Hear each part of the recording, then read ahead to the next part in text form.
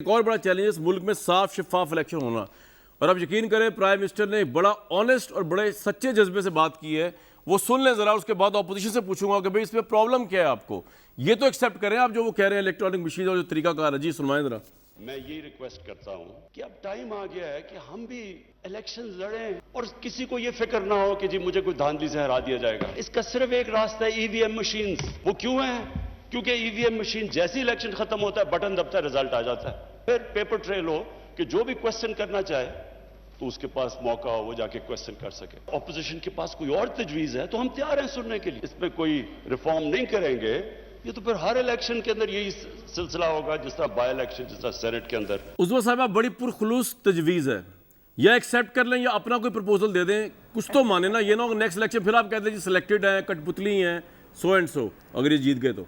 मैं पहले तो मैं ज़रा बात कर लूँ, मुझे खुद मुख्तारी का जो आज हमें मतलब बहुत वो आया हुआ ना, जिनके IMF के साथ मामलात तय नहीं हो रहे बजट अनाउंस होने के बावजूद भी, और जो सारा बजट पूरे पाकिस्तान, हुकूमत पाकिस्तान का IMF पे डिपेंड करता है, वो अमेरिका को ललकारेंगे। मतलब बातें इनकी सुन लो, जेब च नहीं है तेला दे कर दिए मेला मेला।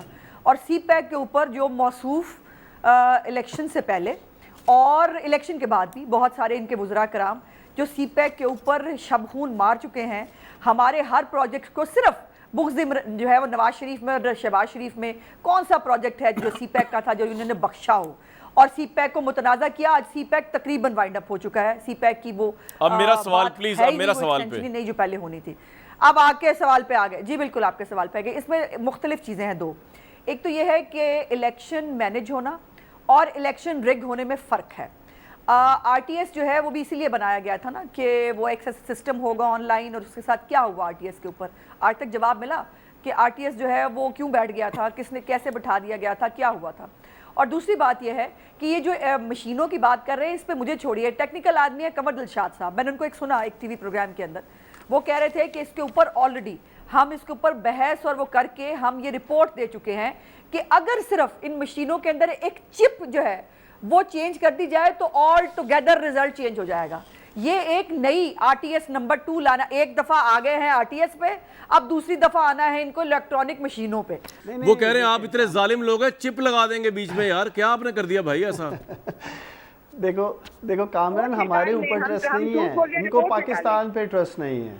अच्छा, पाकिस्तान इनको मुल्क के एग्जिस्टिंग सिस्टम पे ट्रस्ट नहीं है। इलेक्शन कोई प्राइम मिनिस्टर इमरान खान ने करवाना है। जब इलेक्शन होगा केयर टेकर सेटअप होगा और उस सिस्टम से इलेक्शन करवाया जाएगा, जैसे ये माजी में इलेक्शन जीतते रहे हैं, सब कुछ होता रहा है। चले मैं PMLN ने भी, एक मिनट आप प्लीज आप मुझे दीजिएगा, ये पॉइंट वैलिड है कि निगरान सेटअप है। सही सही सही सही जी, चले चले। दूसरी बात सुन लें, आपने इन दोनों से पूछा कि प्राइम मिनिस्टर ने आपसे भी सजेशन मांगी है, बजाय कि आपके ये दोनों गेस्ट कहते हैं जी हम अपनी सजेशंस देंगे। ये कीड़े ही निकालते रहे हैं जो प्राइम मिनिस्टर ने बात की। इनका 1 पॉइंट एजेंडा है, नेगेटिव नेगेटिव नेगेटिव।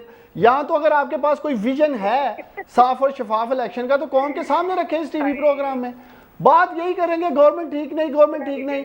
अलबत्ता उस्मा बुहारी, मैं तो ये सोच रहा था कामरान, एक आपको भी मिलेगा, अभी मेरा सवाल कामरान ही आपसे पूछेगा। मैं तो कह रहा था कामरान, आप उस्मा बुहारी से पूछेंगे, आपका अपोजिशन लीडर तो बड़ी बढ़के लगा रहा था सी सप्लाई बन जाऊंगा मैं बजट में।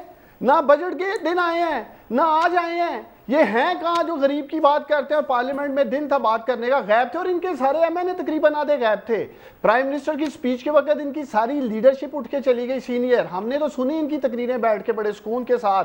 बड़े भाई तो पहले ही मुल्क से इश्तिहारी हैं, भागे हुए हैं और मुल्क की खुद मुख्तारी पे भाषण देते हैं, बल्कि मुस्कुराते हैं कि प्राइम मिनिस्टर इमरान खान मुख्तारी की क्यों बातें कर रहा है। छोटा भाई पार्लियामेंट से गायब है, बड़ा भाई मुल्क से गायब है। और इसमें बताएं ये बात करें कि इनकी लीडरशिप का क्या विजन है मुल्क के लिए, इनसे ये पूछने की बात है। डॉक्टर साहब एक बात बताएं मुझे, जी जी जी डॉक्टर साहब, जी डॉक्टर साहब कामरान ने मुझसे सवाल पूछे हैं, जरा मुझे सवाल का जवाब मैं एक मिनट मैं आपको सवाल का जवाब दे दूं। एक मिनट एक ठहर जाए डॉक्टर साहब। बात ये है तो आप मेरे प्रोग्राम्स पूरे देखते नहीं, चले कोई बात नहीं। आपने कल का शो नहीं देखा, मैंने यही पूछा था नून लीग के हमारे जो थे MNA कि भाई आप कहाँ गई सीसा पिलाई दीवार, बस आप देखते नहीं मेरे शोज यार। डॉक्टर साहब ये बड़ा अफसोस है। तो वो आज आएगी ना, आज नहीं आई, आज भी आज प्राइम मिनिस्टर की स्पीच आ गई है ना। आपने चलो जी बताएं जी सीसा पिलाई दीवार किधर गई।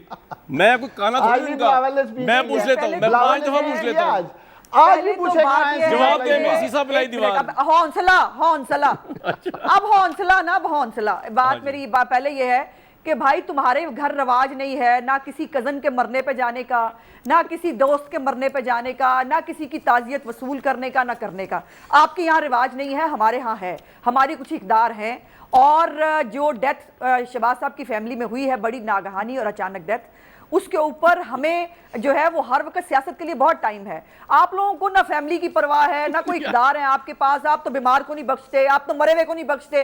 सो आपसे तो बिल्कुल किसी बात की तवक्को करना फजूल है। और भाई 3 दिन जो तमाशा लगाया था ना आपने नेशनल असेंबली के अंदर, 3 मिनट की बात थी, आपका वजीर आजम हमारे आज नरगे में था, हमने आपको फर्क दिखाया है और कौम को दिखाया है कि अगर टिट फॉर टैट करना होता तो इतना टाइट होते, इतना आपके साथ वो हालत होती कि आपको समझ ना आती।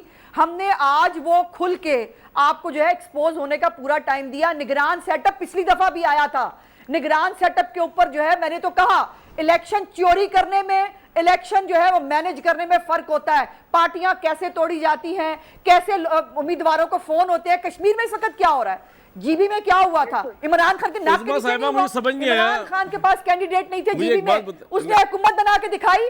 अब वो कश्मीर के अंदर उसके पास कैंडिडेट नहीं थे। यार वैसे हमारे एक कैंडिडेट्स को, पीपल्स पार्टी के कैंडिडेट्स को तोड़ तोड़ के अब वो इलेक्शन लड़ने जा रहा है, और आप मुझे बता रहे हो बड़ा सादिक और अमीन है।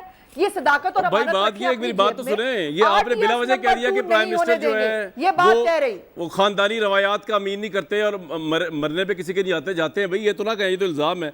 दूसरा ये आपने बड़ी इंटरेस्टिंग बात की क्या, उनके नहीं, उनके एक मिनट, नो इनामुल्लाह नियाजी साहब उनके कजन है, उनके जवान भाई की डेथ हुई, वो गए। उनके बहुत करीबी दोस्त नईमुल हक की डेथ हुई, वो गए। मेरे पास लंबी लिस्ट है, किस किस का नाम लूं।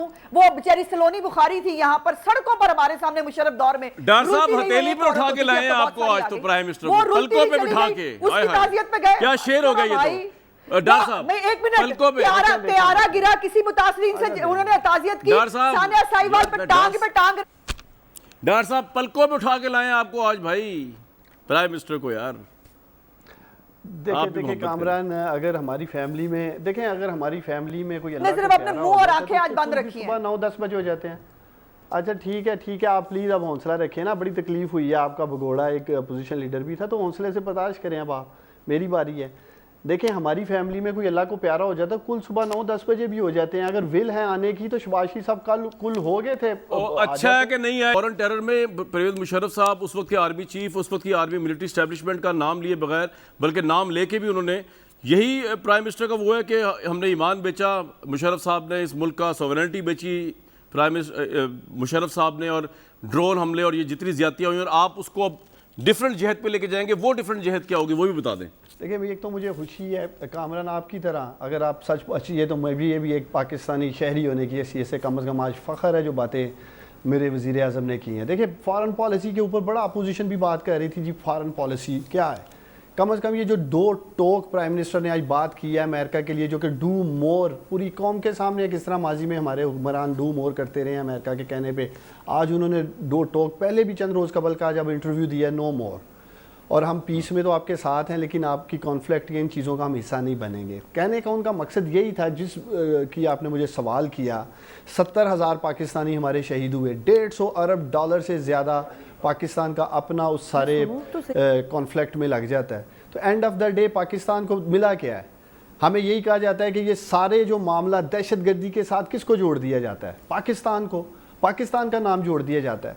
तो जो उन्होंने कैटेगोरी के लिए आज बात कही वो यही कही कि जब तक हम खुद अपनी इज्जत नहीं करेंगे, बाहर मुआशरा या मगरब हमारी क्या इज्जत करेगा। लेकिन डॉक्टर साहब ये जो आप पाकिस्तान के आर्मी चीफ थे उस वक्त के, एक मिनट, मुशर्रफ साहब जो हैं उनकी पॉलिसी जो है, क्या उनकी नीयत भी गलत थी? क्योंकि देखें वो हमने 10 साल तक उस पॉलिसी को सपोर्ट किया मीडिया पे, लेकिन आज आप कह रहे हैं वो सारी पॉलिसी ऑल टुगेदर गलत थी।